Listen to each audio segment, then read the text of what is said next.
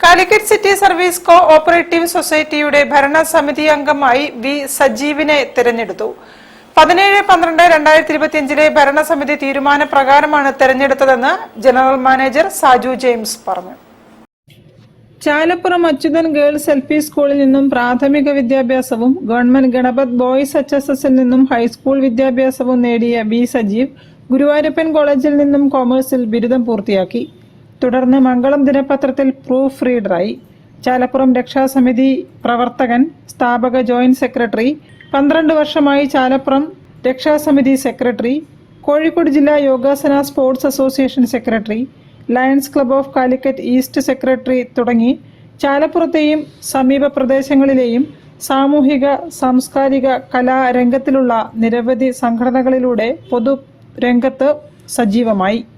സന്നദ്ധ പ്രവർത്തനങ്ങളിലും ജീവകാരുണ്യ മേഖലകളിലും സജീവമാണ് വി സജീവ്.